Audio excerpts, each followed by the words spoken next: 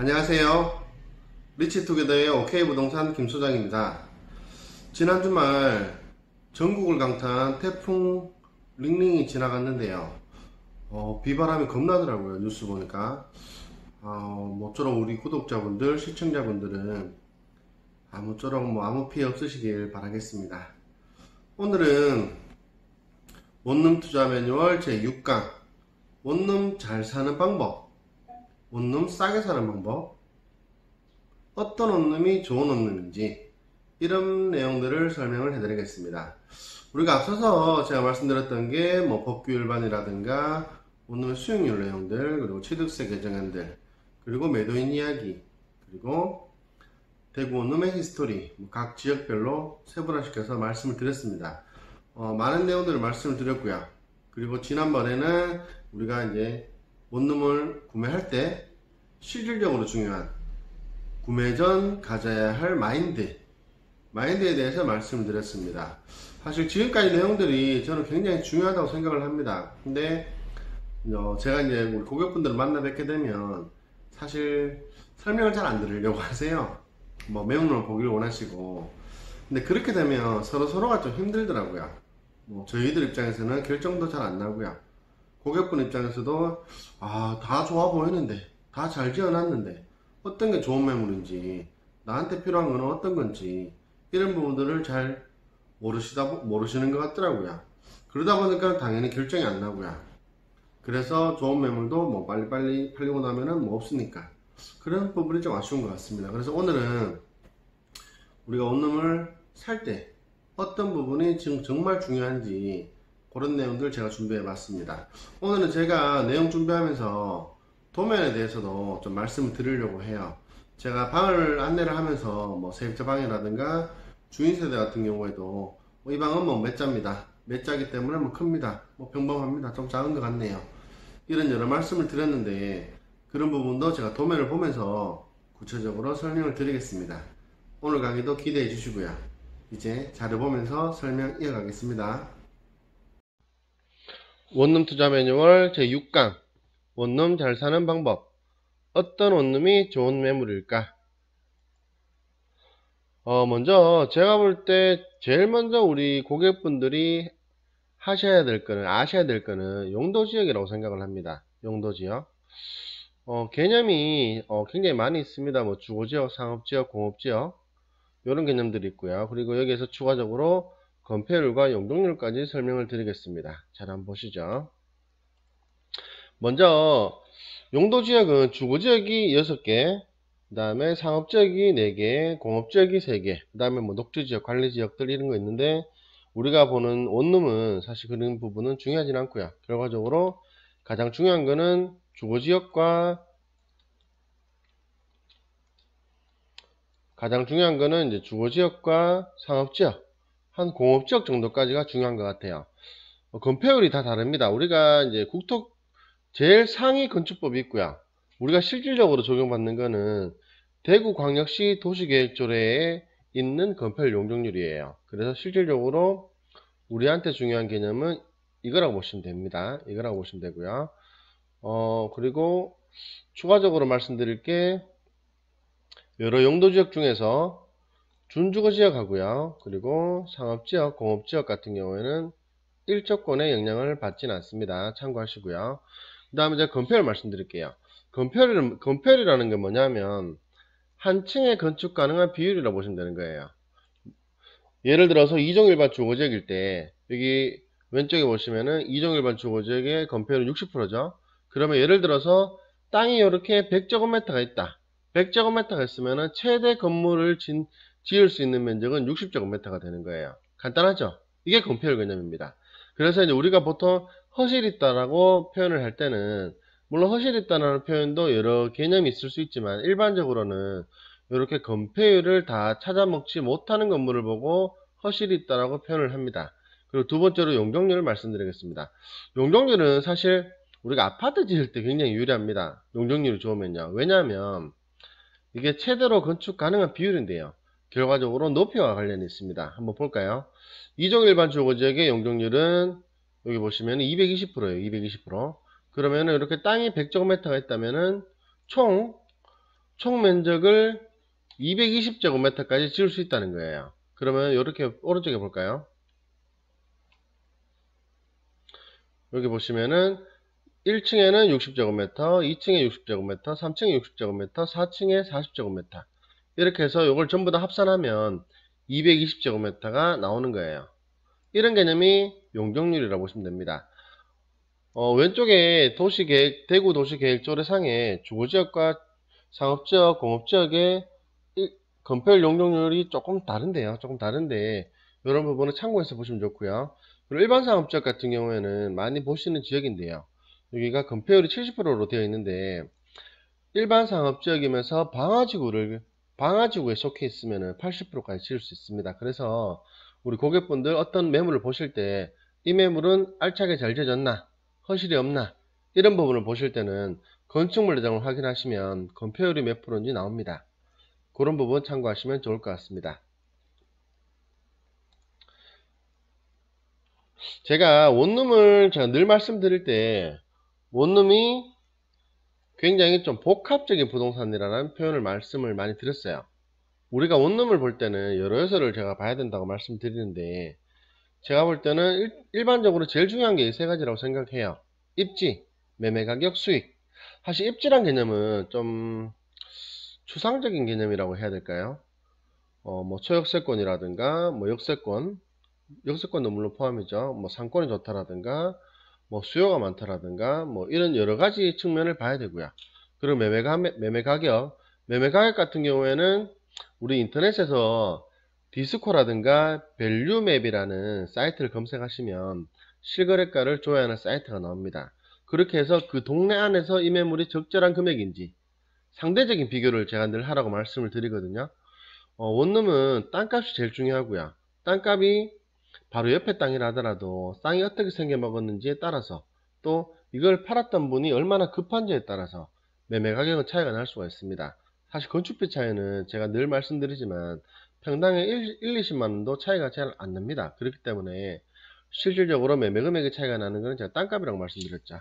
그래서 매매 금액은 그런 이제 실거래 비교 사이트를 통해서 보시면 되고요. 그리고 수익이 사실 제가 볼 때는 굉장히 중요하죠. 사실 우리 원룸이라는 부동산이 수익형 부동산이다 보니까 사실 수익이 기본적으로 받쳐주지 않으면 최소한의 기준선을 충족시켜 주지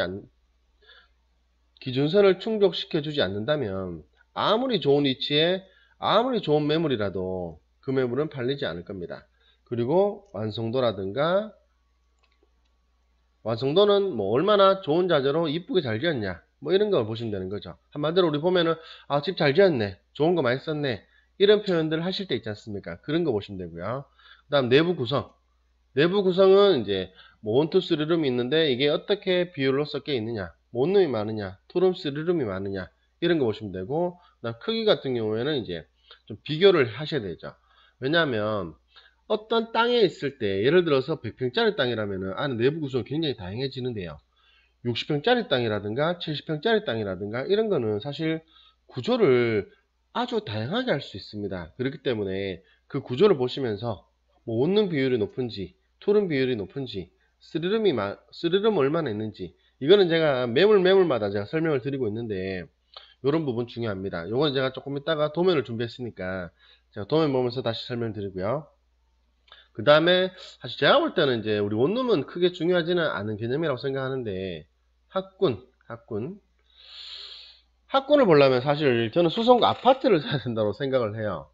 수성구 아파트를 사야 되고, 수성구 원룸을 사는 거는 물론 주인분이 주인세를 사시면서 수익을 좀 일정 부분 거두시겠다 이렇게 생각을 하신다면은 뭐 굉장히 그런 생각도 일리가 있는 생각입니다만, 세입자들까지 학군을 필요로 해서 그 지역에 오지는 않습니다. 그래서 참고하시면 좋고요. 도면 한번 볼게요. 원룸 보겠습니다. 여기 보시면 원룸의 면적이 19.26제곱미터라고 되어 있는데요. 19.26제곱미터면 이거를 우리 구면적인 평형으로 환산하면 5.8평이 돼요. 5.8평. 5.8평인데 그럼 굉장히 작죠. 제가 늘 말씀드리지만 한 7평 정도는 대줘야지 괜찮다라고 말씀드렸는데, 이 도면에는 다용도실이 빠져 있어요. 다용도실이 서비스 개념으로 들어갔기 때문에 그렇기 때문에 이제 면적은 빠져 있고요. 실질적으로 아래쪽에 있는 가로 4.7m, 세로 4.8m를 곱해보면은 면적은 22.56제곱미터가 나옵니다. 그러면 이거를 평형으로 환산하면은 6.8평이 돼요. 6.8평 정도 되니까 여기 안에 도면 한번 볼까요? 방이 3,700에 3,300. 이 정도면 방이 괜찮은 편이죠. 주방 같은 경우에도 여기 보시면 싱크대가 있고 이게 냉장고 자리거든요. 요게 냉장고 자리인데 여기 냉장고 자리인데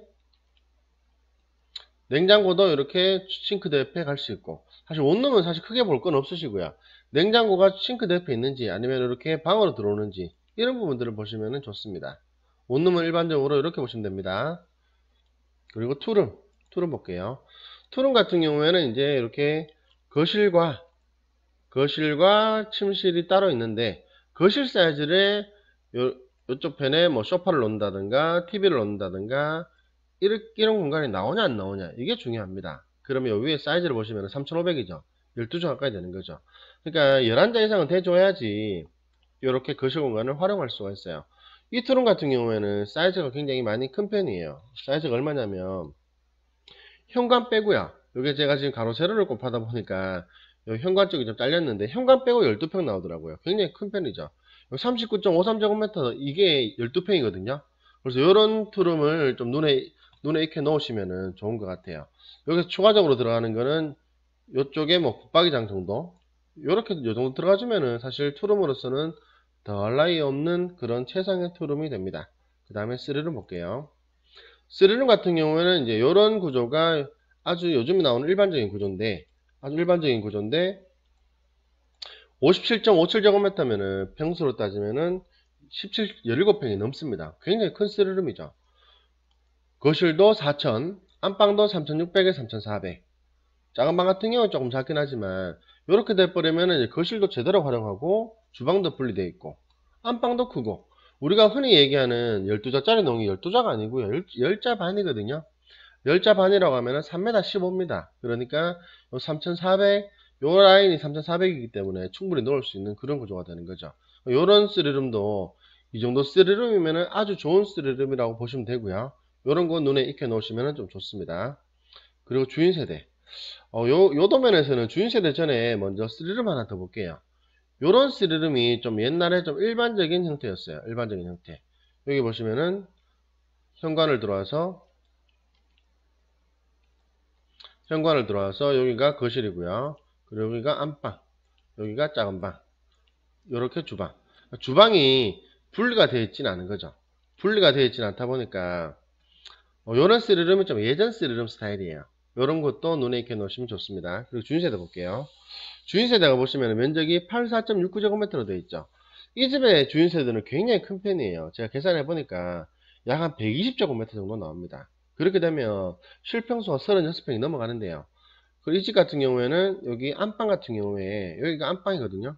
여기가 안방인데 집이 너무 커서 준공전에는 옆에 원룸 쪽으로 줬다가 준공 난 후에는 사용 승인이 난 이후에는 이제 이쪽으로 편입시키는 그런 형태인 거죠. 이렇게 문을 만들어 가지고요. 이런 형태로 되는데, 우리 주인 세대를 보시면은 이거 몇 평이에요? 평수가 크네요, 작네요 라고 이런 말씀들을 많이 하시는데, 일반적으로 원룸의 주인 세대는 85제곱미터를 넘게 짓지는 않습니다. 왜냐하면 85제곱미터를 넘어가 버리면 농어촌 특별세를 내야 되고요. 또 주차가 1대1이 아니고 1대1이 넘어가요. 그러니까 그냥 2대 정도를 적용을 해줘야 됩니다. 그러다 보니까 이 업자들로서도 좀 부담이 되는 거죠. 그렇기 때문에 일단 허가는 85제곱미터 미만으로 내고요. 근데 여기 보시면은 확장형 발코니, 요 뒤편에도 확장형 발코니, 이런 다용도실, 이런 부분들을 다 이제 서비스 면적으로 빼는 거예요. 그러다 보니까는 이제 실제 허가받는 면적은 이렇게 84.69제곱미터 이 정도로 보시면 되는 거고요. 주인 세대가 여기 같은 경우도 보시면은 거실이 5000, 굉장히 크죠. 안방이 4000, 작은 방 2개는 조금 작긴 하지만 이 정도 돼버리면은 주인 세대가 아주 크다라고 보시면 됩니다. 그러니까 이런 주인 세대 같은 경우에도 매물 보시면서 사이즈도 한번 재보시고요. 실제로 사이즈를 자꾸 보시다 보면은 조금 눈에 더 들어오실 거예요.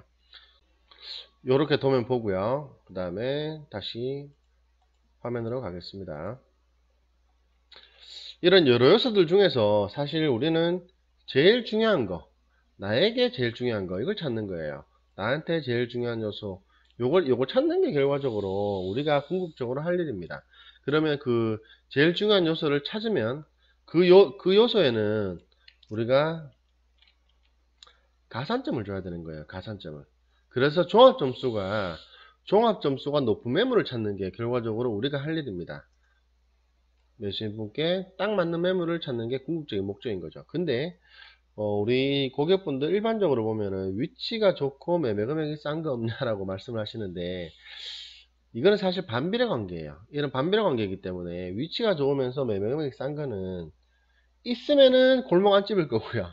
일반적으로 뭐 도로 한 8m 정도 물어주고 최소한 6m 정도 물어주고 이런 걸 찾으신다면은 사실 이런 매물은 잘 없습니다. 그래서 우리는 늘 원룸을 보실 때는 늘 상대적인 비교를 해야 되고요. 우리가 보는 매물이 이 동네 안에서 어느 정도 금액이 적정한지, 아니면 높은지, 아니면 조금 싼지, 이런 거를 비교하시면서 매물을 점점 더 범위를 좁혀 나가는 일을 우리 같이 해야 되는 거예요. 그리고 마지막으로 이게 제일 궁금하신 내용이죠. 싸게 사는 방법. 먼저 급매물 사는 거, 그 다음에 직접 건축, 그 다음에 경매, 요까지 제가 다뤄보겠습니다. 급매물을 일반적으로 신축이라면은 뭐 원가 정리고요. 원가 정리인데 우리가 원가 계산을 잘 해야 되겠죠. 그래서 원가 계산도 우리 고객분들이 자꾸 부동산을 만나다 보면은 부동산에서 하시는 말을 듣다 보면요, 이 사람은 어떤 생각을 가지고 있는지, 어떤 관점에서 어느 정도 금액으로 계산하는지를 아실 수가 있어요. 그러면서 이제 계산을 놔보시면은 이 매물이 정말 말로만 원가 정리하는 게 아니라 실제로도 원가 정리하네, 이런 거를 판단하실 수 있는 능력을 기르셔야 됩니다. 단순히 부동산 말만 믿고 사실 건 아니지 않습니까? 그죠? 구축 같은 경우에는 사실 취득금액에서 계산을 해야 되는 거예요. 어떤 분이 이제 원룸을 사가지고 매입 금액이 있고 여기에서 뭐 복비라든가 취득세라든가 이런 부분은 사실 원가인데, 여기에서 이제 원가 정도에 파시려는지 아니면 원가에서도 손해를 보려고 하시는지, 이런 걸 찾는 게 결과적으로 급매물인 거고요. 두 번째로 이제 직접 건축하는 거, 요걸 한번 볼게요. 사실 직접 건축하는 거 저도 해보니까 참 좋아요. 근데 부동산 경기가 좋을 때는 아주 추천을 해드립니다. 요즘에는 사실 건축업자분들도 집을 안 짓거든요. 주변에 한번 다녀보시면 원룸을 안 지어요. 그렇다는 말은 업자들도 재미없다는 얘기예요. 그렇기 때문에 지금은 사실 이렇게 신축을 원가 정리하는 것들, 이런 것들을 잘 고르셔서 사시는 것도 제가 볼 때는 굉장히 좋은 선택지가 됩니다. 그리고 기본적으로 건축을 맡길 때는 내가 업자분한테 절대적인 믿음이 있어야 되는데, 그러니까 신뢰가 밑바탕이 돼야 되죠. 근데 사실 이게 말처럼 쉽지가 않습니다. 그렇기 때문에 거의 뭐 친인척 정도, 뭐 굉장히 신뢰가 쌓이는 분한테 건축을 맡기실 수 있다면, 그리고 건축만 맡기시는 게 아니라 도면도 약간은 좀 관여를 하셔야 돼요. 왜냐하면 설계 사무실에 도면을 보통 의뢰를 하면 건축업자분들이 도면을 제대로 우리가 원하게끔 도면을 잘 못 그리는 설계 사무실도 많아요. 그러다 보니까 이제 건축업자분들도 자꾸 이게 피드백을 주고 자꾸 수정해 가면서 이제 결과적으로 좋은 걸 찾다 보니까, 그러니까 사실 직접 건축이라는 내용은 저희 부동산들조차도 좀 어느 정도 지식이 있고 건축 지식이 있고 도면을 볼 줄 알고 이런 사람 정도가 돼야 되지, 막연하게 건축 한번 해볼까, 이런 거는 저는 절대적으로 말리고 싶습니다. 우리가 직접 건축을 해버리면은 한마디로 갈 길 없어지는데요. 우리가 급매물을 사는 거는 여러 매물들 중에서 고르면 되니까 선택지가 다양해지는 그런 좋은 장점이 있는 거죠. 그리고 마지막으로 경매 같은 경우에는 저는 사실 그렇게 추천드리지는 않습니다. 왜냐하면 경매 같은 경우에도 이제 직접 건축하는 것만큼이나 이 내용들에 대해서 잘 알아야 됩니다. 경매 과정에서 어떤 권리관계가 있고 어떻게 돈을 받아가고 어떻게 배당이 되고, 그리고 이제 뭐 내가 인수해야 되는 것들은 없는지, 세입자들요, 이런 여러 가지를 고려해야 되다 보니까 사실 저는 그렇게까지 경매를 그렇게 추천을 해드리진 않습니다. 그리고 대출이 많이 안 나오기 때문에 돈이 좀 많이 묶여요. 처음에 초기 자본이 좀 많이 들어갑니다. 그러다 보니까 사실 경매는 조금 그런 것 같아요. 그리고 제가 좀 전에 직접 건축을 말씀드리면서, 예전에는 사실 이제 건축주 명의 변경도 많이 했거든요. 이제 업자분이 건물을 지으면서 이제 매매를 하면 이거를 빨리 사시는 분은 건축주를 명의를 바꿔버리는 거죠. 근데 지금은 이거 절대로 하시면 안 됩니다. 이게 탈세이기 때문에 세무관계기관에서도 눈 시퍼렇게 뜨고 보고 있고요. 그리고 옛날에는 이게 유리한 점이 있었어요. 뭐냐면 취득세 면에서 사시는 분도 많이 쌌습니다. 많이 쌌는데 근데 지금은 오히려 취득세가 더 많이 들어갑니다. 왜냐하면 이렇게 명의 변경을 하면은 예전에는 토지 부분의 취득세가 보통 토지가 6억 넘어가는 게 잘 없었기 때문에 예전에는 1.1% 적용을 했어요. 취득세가. 근데 요즘에는 4.6% 계산을 합니다. 얘네들이 세무서에서, 그러니까 구청에서. 그러다 보니까 지금 취득세가 굉장히 많이 들어갑니다. 그러다 보니까는 이제 업자도 위험 부담이 있고 우리 매수인분도 위험 부담이 있고 제가 볼 때는 절대로 하지 않으셔야 되는 내용인 것 같아요. 건축주 명의 변경을 하시면 안 됩니다. 이상으로 우리가 원룸을 잘 사는 방법에 대해서 좀 다뤄봤고요. 설명들을 최대한 드린다고 드렸는데 오늘 강의도 굉장히 내용이 길어졌네요. 궁금하신 내용은 뭐 댓글 주시거나 연락 주시면 제가 최대한 더 풀어서 설명을 드리고요. 그리고 다음번 제가 영상은 저가인수 매물에 대해서 얘기를 좀 해보려고 합니다. 사실 예전에는 거의 뭐 그냥 인수하는 매물들도 꽤 있었거든요. 꽤 있었는데 요즘에는 사실 1억 미만에 인수할 수 있는 매물들 1억 미만도 저는 좀 조심을 해야 된다고 생각을 하고요. 물론 우리가 준비가 되고 대응이 되면 됩니다. 대응이 되면 되는데 막연하게 생각을 하시고 기대치만 높게 하시면은 저는 늘 실망을 한다고 생각을 해요. 하여튼 저가 인수 매물에 대해서 한번 다뤄보려고 합니다. 다음 강의도 기대해 주시고요. 오늘 들으셨던 영상 어떠셨습니까? 설명 조금 부족하셨더라도 궁금하신 내용은 연락 주시고요. 문의 주시고요. 그렇게 해주시면 감사하겠습니다. 이상 OK부동산 김소장이었고요. 오늘도 영상 시청해 주셔서 감사드립니다.